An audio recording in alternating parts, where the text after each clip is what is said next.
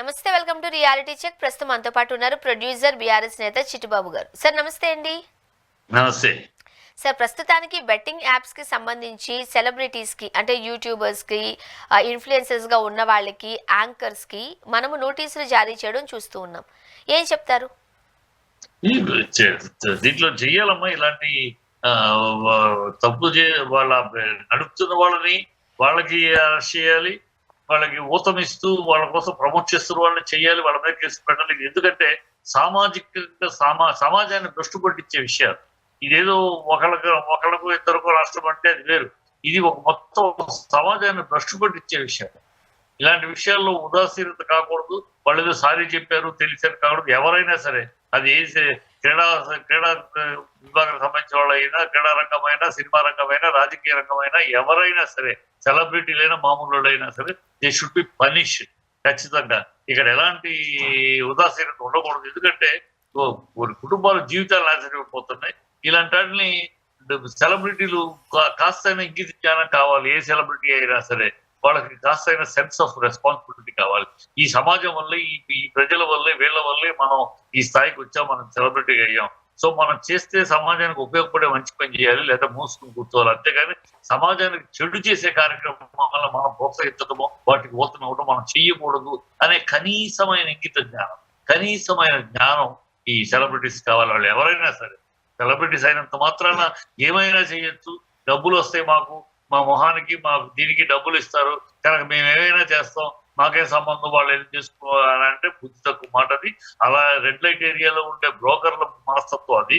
Red light ఏరియాలో ఉండే బ్రోకర్లు మాకు డబ్బులు వస్తాయి కనుక ఏమైనా ఎంత తేజారుడు కార్యక్రమం మేము చేస్తాము అని వాడు అంటాడు. కానీ ఆ మానసిక స్థాయి మీకు మీ సెలబ్రిటీకి ఉండకూడదు కదా. డబ్బు వస్తాయి కనుక మేము చేసేస్తాం, వాళ్ళు వచ్చారు డబ్బులు ఇచ్చారు కనుక మేము చెప్పమంటే చెప్పేస్తాం అని అంత అనైతికంగా సెలబ్రిటీస్ ఉండకూడదు. ఎందుకంటే ప్రజల వల్ల మీరు సెలబ్రిటీస్, ప్రజల ఆదరాభిమానం వల్ల మీరు సెలబ్రిటీస్. ఆ ప్రజలకు చెడు చేసే విషయాల్లో మీ యువత ఉండకూడదు అనే సెన్స్ ఆఫ్ రెస్పాన్సిబిలిటీ ఉండాలి ఖచ్చితంగా. అంటే ఒక సెలబ్రిటీలకే ఉండాలి రెస్పాన్సిబిలిటీ అంటే కాదు, అందరికీ ఉండాలి. చాలా మంది ఇవాళ దొరికారు కనుక వాళ్ళ గురించి మాట్లాడుతున్నాం. కానీ ఈ విషయాల్లో రెస్పాన్సిబిలిటీ అందరికీ ఉండాలమ్మా. పోలీస్ డిపార్ట్మెంట్ ఉండాలి. వాళ్ళ పోలీసు కిరణ్ తోడు దొరికాడు. వీళ్ళని పట్టుకోవాల్సిన పోలీసు బెట్టింగ్ నడుపుతున్నాడు. ఏం చెప్పాలి? సో వాళ్ళకు ఉండాలి, ఆ డిపార్ట్మెంట్ ఉండాలి బాధ్యత.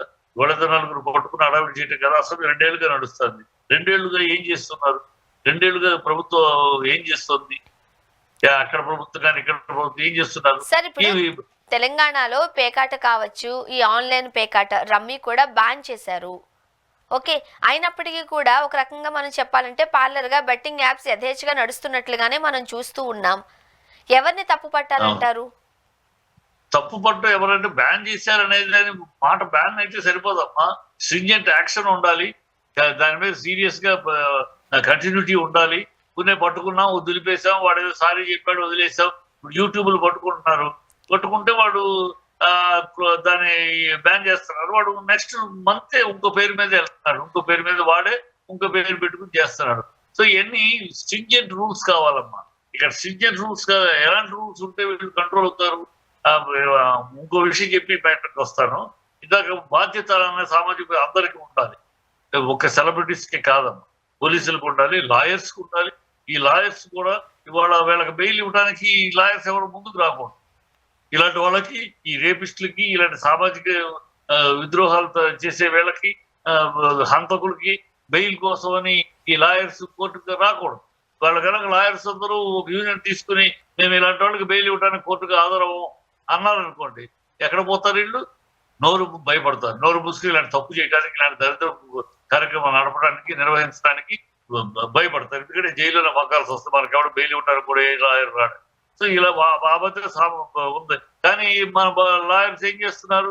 ప్రొఫెషనల్ ఇదండి, మా ప్రొఫెషన్, మా దగ్గరికి ఏ కస్టమర్ వచ్చినా, ఏ క్లయింట్ వచ్చినా వాళ్ళని కాపాడవలసిన బాధ్యత మాది, ప్రొఫెషనల్ ఎథిక్స్ అని మాట్లాడతారు. కానీ ఈ ఎథిక్స్ కాదు. ఇవాళ ఉండాలి, ఇలాంటి మార్పు రావాలి. మీడియా మనం మాట్లాడుతాం, మీడియాకి లేదా బాధ్యత? వాళ్ళు ప్రోత్సహించడం ఎంత తప్పు, వాళ్ళు దానికోసం ప్రాపగాండ చేయడం ఎంత తప్పు. ప్రజలకి అప్రమత్తం చేయటం కూడా బాధ్యతే. అది బాధ్యత మీడియా, పవర్ఫుల్ మీడియా ద్వారా చాలా మందికి మెసేజ్ తెలుస్తుంది. ఇంత పవర్ఫుల్ మీడియా, ప్రజలు వ్యూవర్షిప్ వల్లే మనం ఇంత మీడియా అవుతున్నాం. మనకి బాధ్యత 30 సెకండ్లు, ఆఫ్టర్ ఆల్ 30 సెకండ్స్ స్పేర్ చేయలేమా? ప్రజలను అప్రమత్తం చేయలేమా? ఇలాంటివి జరుగుతున్నాయి, ఇలాంటి జాగ్రత్త, అప్రమత్తంగా ఉండండి. ఈ బెట్టింగ్ యాప్స్ మీరు లోన్ కావద్దు అని చెప్పలేమా? ఒక్క ఛానల్ చెప్పుకుందా, ఒక్క మీడియా చెప్తుందా? సోషల్ మీడియా కానీ, ఎలక్ట్రానిక్ మీడియా కానీ, ఏ మీడియా చెప్తుందో? ఒక చిన్న యాడ్ 30 నిమిషాలు, 30 సెకండ్ల యాడ్ అమ్ముకుంటున్నారు. డబ్బులు వస్తాయి కనుక ఎందుకు వేస్ట్ చేయాలి? దాని వచ్చే డబ్బుల్ని వీళ్ళు దీనికి ఏదో ప్రజా ప్రయోజనం కోసం ఎందుకు మనం ఇవ్వాలన్నట్టు తప్పితే is not responsibility. You are earning money through public only. So public ఒక అవగాహన కలిగించడం కోసం 2 ఏళ్లుగా జరుగుతా, ఇవాళ కొత్తగా కాదు, సడన్ గా 2 ఏళ్ళు జరుగుతుంది. Is it not the responsibility of media also to say ఇది ఉంది, జాగ్రత్తగా ఉండండి, అప్రమత్తం. 30 సెకండ్స్ యాడ్ ఏ ఛానల్ అయినా చేయగలిగిందా? ఆ రెస్పాన్సిబిలిటీ ఏ ఛానల్ అయినా చూసుకుందా? వాళ్ళు ఎంకరేజ్ చేయడం ఎంత తప్పు ఈ ఈ ప్రజలను అప్రమత్తం చేయిస్తారు. ఎందుకంటే వీళ్ళు మీడియా అనేది influential team. Media can influence. ఆ ఇన్ఫ్లుయెన్స్ చేయగలిగే media to take the responsibility of guiding the public. ఒక చిన్న యాడ్ అలా ఇస్తే ఎంత పవర్. ఇదే వాళ్ళ ఈ సెలబ్రిటీస్ చెప్పారు కనుక వాళ్ళు ఆడుతున్నారు అన్నారు. అదే సెలబ్రిటీస్ తోటి ఈ మాట చెప్పిస్తే అదే వింటారుగా మరి. అదే సెలబ్రిటీ తోటి ఈ మీడియా చెప్పించవచ్చు కదా. ఇప్పుడు మీడియా గురించి మాట్లాడుతున్నాం సార్. ఇప్పుడు మన ప్రముఖ ఓటీటీ ఛానల్లో ఒక షో నిర్వహించబడుతోంది. దానికి స్పాన్సర్షిప్ అందించేది ఎవరు? ఒక బెట్టింగ్ యాప్. మరి దాన్ని ఏం చేస్తారు? దానికి సంబంధించి ఎటువంటి యాక్షన్స్ తీసుకుంటారు? తీసుకోవాలి, ప్రభుత్వం తీసుకోవాలి. ఎలా ఇస్తా అసలు ఈ బెట్టింగ్ యాప్స్ కి? How they are give license? ఇవన్నీ గవర్నమెంట్ లైసెన్స్ తీసుకుని అడుగుతారు. How can they give license? Rummy దీనికి లైసెన్స్ ఎట్లా ఇస్తారు? ఏం లైసెన్స్ ఇవ్వటం ఏంటి? మళ్ళీ వాళ్ళ అరాచకం జరుగుతుంది, అన్యాయం జరుగుతుంది, జీవితాలు పోతాయని వాడుకోవటం ఏంటి? ఇది ఎట్లా ఉందంటే ఏదో గిల్లి జోలపాటం అంటారే, గిల్లేది వీళ్ళే, పర్మిషన్లు ఇచ్చేది, లైసెన్సులు ఇచ్చేది వీళ్ళే. మళ్ళీ అయ్యో అయిపోయిన గవర్నమెంట్ గిల్లి జోలపాటం అంటే దీన్ని అంటారు. ఎంత దౌర్భాగ్యంగా ఉంది. ఎందుకు ఇస్తారు లైసెన్స్? ఎందుకు ఇస్తారు? లైసెన్స్ ఇచ్చేది ప్రభుత్వమే కదా. మరి లైసెన్స్ ఇచ్చేది గవర్నమెంట్ అయినప్పుడు దాన్ని ప్రమోట్ చేసినందుకు చిన్న వాళ్ళు ఇన్ఫ్లుయెన్సర్స్ లేకపోతే యాంకర్స్ మీద ఎందుకు ఇంత పగడ్బందీగా విచారణ చేపట్టడాలు అంటున్నారు అనేది వాళ్ళ వెర్షన్. అన్ని లైసెన్స్ కాదు, అన్ని లైసెన్స్లు ఉన్నాయి. కొన్ని అన్లైసెన్స్డ్, అనాథరైజ్డ్ కూడా ఉన్నాయి. ఇప్పుడు అనాథరైజ్డ్ ఎక్కువ, లైసెన్స్ 1-2 ఉంటే దాని మీద అనాథరైజ్డ్ గా వచ్చేసి ఎక్కువ. వీళ్ళకి ఆ తేడా తెలియకుండా ఇన్ జనరల్ యాప్స్ ని ప్రమోట్ చేయడానికి వీళ్ళు రావడం తప్పమ్మా.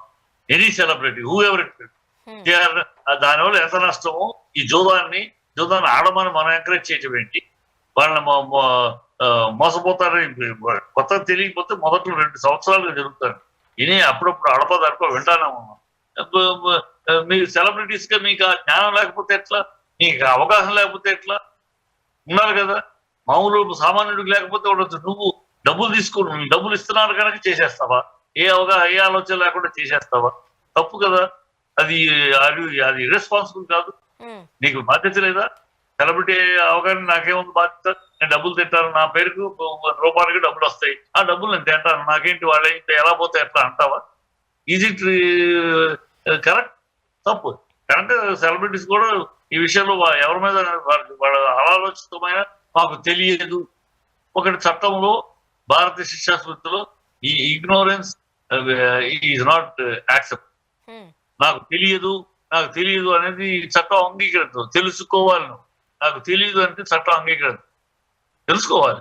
When you're taking money and doing something. ఇప్పుడు అందుకని వీళ్ళందరూ అమితాబ్ బచ్చన్ ని, సచిన్ టెండూల్కర్ ని, ధోనిని ఆదర్శంగా తీసుకోవాలి. సెలబ్రిటీ వాళ్ళకి వీళ్ళకన్నా కోట్లు ఇస్తారు యాడ్కి. కానీ అమితాబ్ బచ్చన్ ని కోకోకోలా దీనికి యాడ్ ఇవ్వమంటే, క్యాంపకోలాకి యాడ్ ఇవ్వమంటే ఎవరన్నాడు? ఎందుకు ఎవరన్నాడు? అయినా తాగటం వల్ల పిల్లలు పేగులు చచ్చిపోతాయి, నేనే ఫేస్ చేశాను, నా పేరు ఒకటి తీసేశారు, ఐ విల్ నాట్, నువ్వు కోట్లు ఇచ్చినా సరే నేను యాడ్ చెయ్యను అన్నాడు. దాంతో వేరే ఎవరు కూడా చేయలే యాడ్. సో అట్లా అలాగే సచిన్ టెండూల్కర్ కుటుంబానికి సంబంధించి, ప్రజలకు సంబంధించిన మంచి విషయాలు, మంచి కార్యక్రమాలు తప్పితే మిగతా నేను ఎవరు గోల్డ్ కంపెనీ ప్రమోషన్ చేయమంటే చేయను అన్నాడు, ఇంకేం దానికంటే చేయను అన్నాడు. ప్రజలకు ఉపయోగపడే మంచిది అయితేనే చేస్తాను, కానీ ఇలా మీరు కోట్లు ఇస్తారు కనుక ఇది పడితే చెయ్యను నేను అని వాళ్ళు చేయలేదు. ధోని చేయలే. ఇది తెలుసుకోవాలి, సెలబ్రిటీ బాధ్యత ఇది. అందుకనే వాళ్ళు అంత గొప్ప వ్యక్తులు అయ్యారు. గొప్ప వ్యక్తులు అవుతే ఊరినే అవరు. వాళ్ళు డబ్బు కోసం అని ఏ గడ్డి తినడానికి సిద్ధపడలా. డబ్బు వస్తుంది సరే, అయినా ఇదేంటి, ఇది కరెక్ట్ కాదు, ఈ గుడక ఇది నేను చేయను, నన్ను చూసి ఆయనే చెప్పాడు అని గుడక అలవాటు, నేను చెయ్యను. అది సెలబ్రిటీస్కి ఉండాల్సిన విజ్ఞత, ఇంగిత జ్ఞానం, కల్చరు అవి ఉండాలి. అవి ఉండి చెయ్యాలి. అది వాళ్ళని చూసి నేర్చుకోవాలి.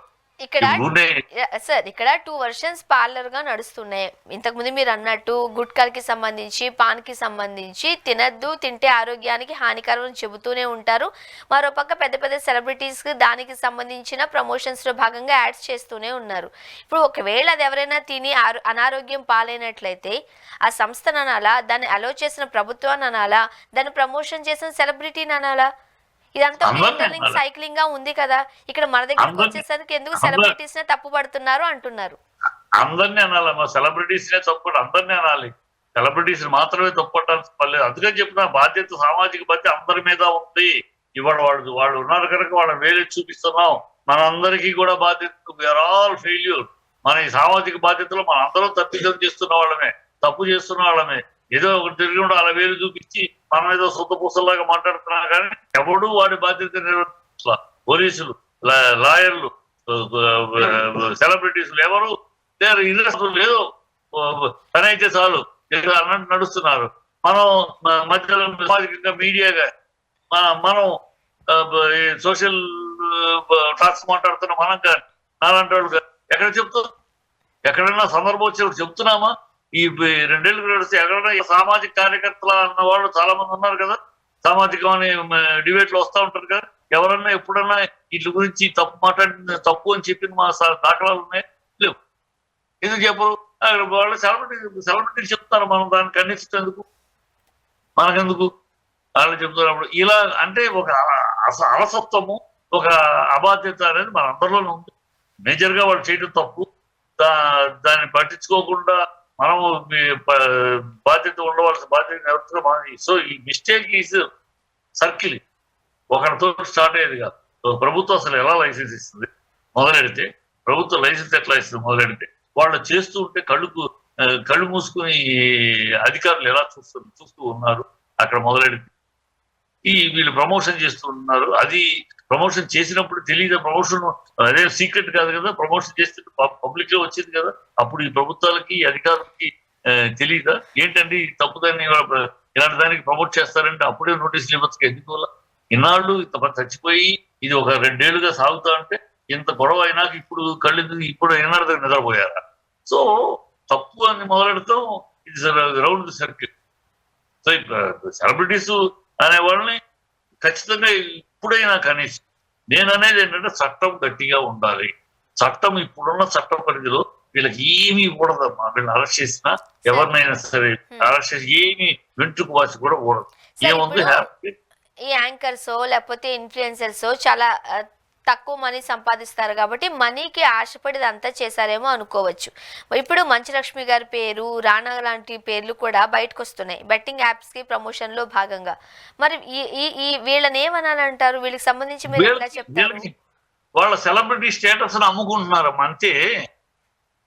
దాన్ని ఏం వేరే, దాని కొత్త పదం ఏం లేదు. సెలబ్రిటీ స్టేటస్ అమ్ముకుంటున్నారు, వాళ్ళు ఎన్కాష్ చేసుకుంటున్నారు అంతే. వాళ్ళు సెలబ్రిటీస్ కనుక వాళ్ళ దగ్గరికి వచ్చారు, అయ్యే మేము ఎంత ఇస్తాం, మాకు ఈ కమెంట్ ఈ బిట్ చేసి పెట్టండి, వాళ్ళకే పోయింది, డబ్బులు తీసుకున్నారు case. So they are selling their image అంతే. వాళ్ళకున్న సెలబ్రిటీ స్టేటస్ అమ్ముకుంటున్నారు, దాన్ని ఎన్కాష్ చేసుకుంటున్నారు. నేను డబ్బే, ఇంకేం దానికి వేరే అర్థం, వేరే వ్యాఖ్యానం ఏం లేదు. They are selling the face value for money, nothing more than that. అది వెరీ క్లియర్. దాన్ని మనమే మసిపూసి మారేడుగా చేయగలం. వాళ్ళు అదే, అందుకనే అమితాబ్ బచ్చన్ వాళ్ళకి ఫేస్ వాల్యూ ఉంది. But they are not selling their face value for unwanted things, unwarranted things. అది కావాలి. You can sell your face because your face value is there. So you can sell your face and cash the face value into money on a good cause, on a good reason, on a good aspect, not on this type of ఇది ఇక్కడ తప్పు వస్తుంది. అదే ఇలాంటి చిల్లర ఈ డబ్బు కోసం డబ్బు ఇస్తారు కనుక చిల్లర పనులు కూడా ఒప్పుకుంటారంటే రేపు దేనికైనా ఒప్పుకుంటారా?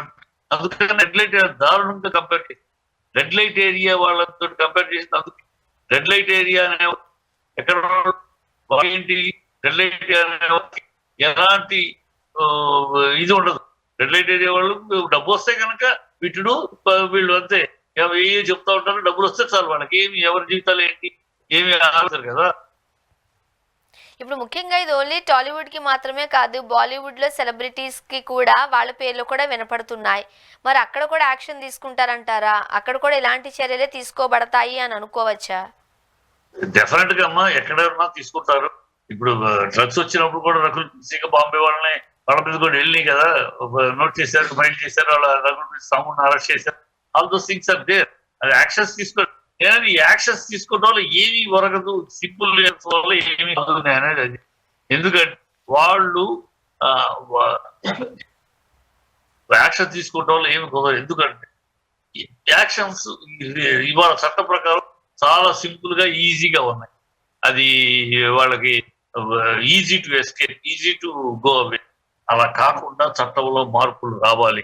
ఎలాంటి మార్పులు స్ట్రింజెంట్ గా ఉండాలి. ఎలాంటి మార్పులు ఇలా చేసిన వాడు అంతకుడు, రేపిస్టు, ఇలాంటి అనైతికమైన చర్యలు, సంఘ విద్రోహ పనులు చేసేవాళ్ళు ఇలాంటి వాళ్ళని పట్టుకుంటే వాళ్ళ ఆధార్ కార్డు రెడ్ లైన్ అయిపోవాలి. ఆధార్ కార్డు రెడ్ లైన్ అంటే ఏంటి? Aadhaar card is not useful for them. వాళ్ళ పేరు అడ్రస్ ఉంటే ఎందుకు పనికిరాదు ఆధార్ కార్డు. ప్రభుత్వ పథకాలు ఇవి వాళ్ళకి అందకూడదు. వాళ్ళు బ్యాంకు లోన్ తీసుకుంటానికి పనికి రాకూడదు. వ్యాపారం చేసుకోవడానికి బ్యాంకులు ఇవ్వకూడదు ఆ రెడ్ మార్క్ ఉన్న ఆధార్ కార్డుకి. ఫారిన్ ఎట్టడానికి లేదు, ఫారిన్ చదువులు ఎట్టడానికి లేదు, పాస్పోర్ట్ ఇవ్వకూడదు. సో టోటల్లీ బ్లాక్ అయిపోవాలి. Except Aadhaar card invalid just for address. అలాంటి స్టింజెంట్ వస్తే అప్పుడు భయపడదు. ఆధార్ కార్డు అనేది నాకు ఎందుకు పనికి రాకుండా పోతుంది, నేను దేనికి పనికిరాను, సమాజంలో ఒక అడుగు ముందుకు ఇయటానికి కూడా పనికిరాదు, నేను జీరో అయిపోతాను అని భయం ఉంటే అప్పుడు వాడికి భయం ఉంటుంది, చేసేవాడికి భయం ఉంటుంది, వాళ్ళ అమ్మా నాన్నలకు భయం ఉంటుంది. నీ వల్ల మొత్తం నాశనం కొట్టాలని జీవితం వాళ్ళు అప్రమత్తంగా ఉంటారు. ఇప్పుడే కొడుకు ఏం చేస్తున్నాడు, బిడ్డలు ఏం చేస్తున్నాడు, ఏ తల్లిదండ్రులు పట్టించుకునే పరిస్థితులు డబ్బులు సంపాదించిస్తా ఉంటే చాలు నెలకి. అలా కాకుండా ఈ డబ్బులు ఇలా సంపాదిస్తున్నాడు, అవరే వద్దురా బాబు, ఈ డబ్బులు ఇలా సంపాదించే డబ్బులు వద్దురా, రేపు ఏదైనా అయితే మొత్తం పప్పు కొల్లేరు అయిపోతుంది, అడ్రస్ కుటుంబం నాశనం అయిపోతుందని వాళ్ళకి భయం ఉంటుంది. సో ఇలాంటి స్ట్రింజెంట్ యాక్షన్ సిస్టమ్స్ వస్తే లేకపోతే ఏముందంటే every law has got bylaw అమ్మా. వీళ్ళందరికీ రేపు వేస్తే 2 రోజులు బెయిల్ వస్తుంది. 3 రోజులు జైల్లో ఉన్నా కూడా ఒకవేళ ఉన్నారా అనుకుంటున్నాం. ఉన్నా ఏముంది, రాజమర్యాద ఉంది, వాళ్ళకి రాజమర్యాద ఉంటుంది. వాళ్ళు వెంటనే ఉన్నారు కదా, జైల్లో డబ్బులు బారేస్తే అన్ని వస్తాయి, బిర్యానీలు వస్తాయి, అన్ని రకాలు అన్ని సదుపాయాలు వస్తాయి, ఏముంది. సో వీళ్ళు గెస్ట్ హౌస్ లో ఉన్నట్టు 2-3 రోజులు గెస్ట్ హౌస్ లో ఉండి వెళ్తారు అంతే. Nothing to worry. గత 2-3 ఏళ్ల క్రితం మనం చూసాము, ఈ డ్రగ్స్ వ్యవహారం వచ్చినప్పుడు ఎంత హడావిడి జరిగిందో. నోటీసులు ఇచ్చారు, విచారణ అన్నారు, విచారణ చేశారు గంటలు తరబడి. తర్వాత ఏమైపోయింది? ఏమైపోయిందంటే అదే చట్టం చెందిందా? అదే చెప్తా కాదు, ఇక్కడ చట్టం అక్కడ ఏంటి, ఎందుకు వాళ్ళందరూ బయటపడిపోవాల్సి వచ్చింది? చట్ట ప్రకారం డ్రగ్స్ తీసుకున్నవాడు వ్యక్తి బాధితుడి కింద లెక్క. డ్రగ్స్ అమ్మినవాడు, డ్రగ్స్ పెడ్లర్, డ్రగ్స్ ని సప్లై చేసిన వాడు, డ్రగ్స్ ని స్టాక్ గా పెట్టుకున్నవాడు, డ్రగ్స్ ను వాడిన వాడు బాధితుడు. దట్ ఈస్ చట్టం. ఈ చట్టంలో ఉన్న లూప్. డ్రగ్స్ వాడితే వాడు బాధితుడు, వాడిని రీహాబిలిటేషన్ సెంటర్ లో పెడతారు, 6 నెలలు అక్కడ పెట్టాలి, అదే పనిష్మెంట్ వాడు. అంతే తప్ప వాడు శిక్షార్హుడు కాదు, అమాయకుడు. పాపం డ్రగ్స్ తీసుకున్నాడు, బాధితుడి కింద మన చట్టం. అక్కడ వాళ్ళు అంతే, వీళ్ళెవ్వరూ డ్రగ్స్ ప్రమోట్ డబ్బు జేబులో పెట్టుకున్నాడు కాదు, డ్రగ్స్ వ్యాపారం చేసినాడు కాదు, డ్రగ్స్ తీసుకున్నవాడు బాధితుడి కింద. అందుకని ఏమి చేయలేకపోయింది సార్. అందుకనే అన్న, ఈ చట్టంలో ఇంత లూప్ హోల్స్ ఉండబట్టే అన్ని సాగుతారు. అదే చట్టం మార్పులు చేస్తే ఉంటది. మార్పులు చేయలేదు చట్టం, డ్రగ్స్ కంట్రోల్ చేయలేదు రాష్ట్రం కానీ దేశం కానీ. ఎందుకు? అది పెద్ద మాఫియా. డ్రగ్స్ మాఫియా పెద్ద మాఫియా, మామూలు మాఫియా కాదు. ఈ బెట్టింగ్ ఇది పెద్ద మాఫియా. వీళ్ళంతా ISIS, ఈ చైనా గ్రూపులు, వీళ్ళు ఇన్వాల్వ్డ్. ఇక్కడ మనుషులు లేపేస్తారు. ISIS కి మెయిన్ ఆదాయమే డ్రగ్స్ నుంచి వచ్చే ఆదాయమే. సో ఏదైనా ఉంటే డ్రగ్స్ మీద ఏమన్నా ఆఫీసర్ గట్టికి వెళ్ళాడంటే లేపేస్తారు, కుటుంబాలను లేపేస్తారు. ఆ భయం ఆఫీసర్లకు ఉన్నది.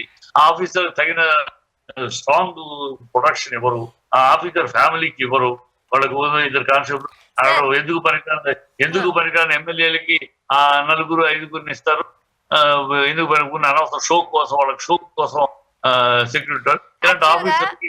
సార్ ఇప్పుడు ఇంతకు ముందు మనం మాట్లాడుకున్నప్పుడు ఈ బాలీవుడ్ లో అండర్ గ్రౌండ్ మాఫియాకి సంబంధించి లేకపోతే బాలీవుడ్ పేరు ఎక్కువగా వినిపించేది. ఇప్పుడు డ్రగ్స్ అన్నా లేకపోతే ఇలా బెట్టింగ్ యాప్స్ అని ఇవన్నీ వచ్చేసరికి టాలీవుడ్ సినిమాలోనే పరిధిని దాటుకుంటూ వెళ్ళిపోతుంది మాత్రమే కాదు, ఈ డ్రగ్స్ లోను లేకపోతే బెట్టింగ్ యాప్స్ లో కూడా వెళ్ళిపోతుంది అంటున్నారు.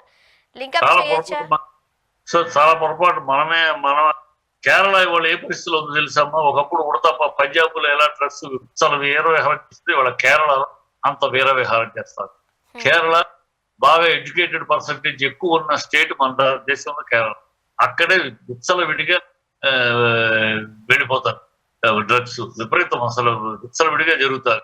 ఎందుకు జరుగుతుంది? అక్కడ నిరుద్యోగం, చదువుకున్నవాడు విదేశాలకు వెళ్ళిపోతున్నాడు, ఇక్కడ ఉద్యోగాలు లేవు. ఇక్కడ విదేశాలకు వెళ్ళి బాగా సంపాదించి డబ్బులు పంపిస్తున్నారు. ఇక్కడికి పంపిస్తుంటే వాళ్ళు ఇక్కడ ఉండేవాళ్ళు వేరే ఏం ఉద్యోగం లేదు, డబ్బులు వస్తున్నాయి, జలసాలు ఈ ట్రాక్ లోకి పడుతున్నారు. కేరళలో ఇవాళ వ్యవస్థగా ఉంది. కేరళ అంత అధ్వానంలో మనం ఉన్న ఇంకా ఆరంభ దశలో ఉన్నాం అనుకో. కంపేర్ టు కేరళ మనం కూడా పంజాబ్ కేరళ అంతా ఒక పరిధి దాటి ఉన్నాయి. పంజాబ్ ఇప్పుడు కంట్రోల్ అవుతారు, కేరళ పెరుగుతుంది, వ్యవస్థగా పెరుగుతుంది ఈ డ్రగ్స్ విషయం. సో ఇవన్నీ దేశవ్యాప్తంగా ఉన్న సమస్య. మా కేరళలో చాలా మంది దొరికారు. ఇప్పుడు స్మగ్లింగ్ లో కర్ణాటక హీరోయిన్ దొరకల. స్మగ్లింగ్ లో ఏం అవసరం ఆ అమ్మాయికి? ఇది ఈ వుడ్డా, ఆ వుడ్డా, టాలీవుడ్డా, బాలీవుడ్డా, కోలీవుడ్డా, ఏ వుడ్ అయినా సరే ఇటువంటి ఒక రకంగా చెప్పాలంటే డ్రగ్స్ కావచ్చు, బెట్టింగ్ యాప్స్ కావచ్చు, ఇలాంటి మాదక ద్రవ్యాలు కావచ్చు, ఈ విషయాలకు వచ్చేసరికి ఇండస్ట్రీ పేరే మారుమరుగుతోంది. ఇండస్ట్రీలో ఉన్న వాళ్ళే బయటకు వస్తున్నారు. లేదు, మీరు ఇండస్ట్రీని మాత్రమే చూస్తున్నారు కనుక మీకు ఇండస్ట్రీ ఒకటే కనపడుతుంది. మా లాంటి వాళ్ళు దేశం మొత్తం చూస్తున్నాం, అన్ని రాష్ట్రాలు చూస్తున్నారు కనుక అన్ని రాష్ట్రాల్లోనూ ఇంతకన్నా బీభత్సాలుగా ఉన్నాయి. మీరు కేవలం ఆ సినిమా ప్రజం ఒకటే పెట్టుకుని చూస్తున్నారు కనుక మీకు ఇది ఒకటే కనపడుతుంది. దేశం మొత్తం చూడండి, గోవా చూడండి, రాజస్థాన్ చూడండి, కేరళ చూడండి, ఢిల్లీ చూడండి, ఎట్లా ఉన్నాయి పరిస్థితులు. మాది ఇక్కడ సెలబ్రిటీస్ ఆర్టిస్ట్ ఉన్నారు, ఇమ్మీడియట్ గా వస్తుంది. అక్కడ ఆర్టిస్ట్ ఫేమస్ పేర్లు కావు కనుక, పాపులర్ సినిమా పేర్లు కావు కనుక అన్నారు. ఇది ఒక విచ్చలవిడితనంగా వెళ్తాంది. ఈ కారణం ఒకడు కాదు, ఐఎస్ఐ లాంటి దుర్మార్గ సంస్థలు వాటి ఆదాయాన్ని వాటి మీద ఆధారపడి వాళ్ళు పెనట్రేట్ చేస్తారు.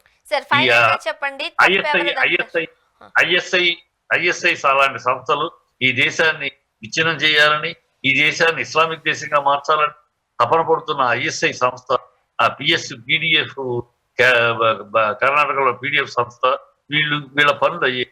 వీళ్ళు దేశాన్ని విచ్ఛిన్నం చేయాలి, దేశంలో అల్లకలను సృష్టించాలి, దేశంలో అల్లలు సృష్టించాలి, తద్వారా దేశంలో విచ్ఛిన్నకరం చేయాలి అనే ఈ శక్తులు వాళ్ళకి ఆదాయం ఎదురా అంటే ఇదే డ్రగ్స్. అందుకని వాళ్ళు డ్రగ్స్ ని ప్రమోట్ చేస్తూ తోస్తూ వెళ్తున్నారు. ఎన్ని రకాల ప్రయత్నాలు గవర్నమెంట్ చేస్తున్నా వాళ్ళు ఒక తలుపు మూస్తే ఇంకో తలుపు తెలుసుకుని వస్తున్నారు. సో దీనికి చాలా ఇంటర్నేషనల్ ఇష్యూ. ఇది ఇంటర్నేషనల్ గా జరుగుతున్న డ్రగ్స్ మాఫియా మన దేశం ఒకటే కాదు, మన రాష్ట్రం ఒకటే కాదు. సో ఇది చాలా స్ట్రింజెంట్ గా చెయ్యాలి, యాక్షన్స్ ఇస్తారు. డ్రగ్స్ అనేది పెద్ద ఇష్యూ. ఈ బెట్టింగ్ యాప్ అనేది చైనా గ్రూప్ ప్రమోషన్ చేస్తున్న బెట్టింగ్ యాప్ దేశం ఎక్కువ చైనా నుంచి. ఇలా అందరినీ అరికట్టాలని మన రాజకీయాలు. చైనా యాప్లు సమర్థించే వాళ్ళు ఎవరు? రాజకీయ పార్టీలే ఉన్నారు. చైనా వాళ్ళు సమర్థించే దౌర్భాగ్యులు మన దేశంలో ఉన్నారు. సో అక్కడ రాజకీయం మళ్ళీ అవన్నీ చెప్పుకుంటూ పోతే చాలా ఉన్నాయి.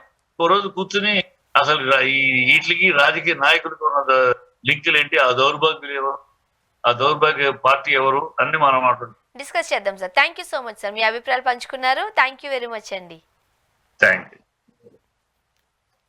ఇది వాళ్ళ రియాలిటీ చెక్. Stay tune.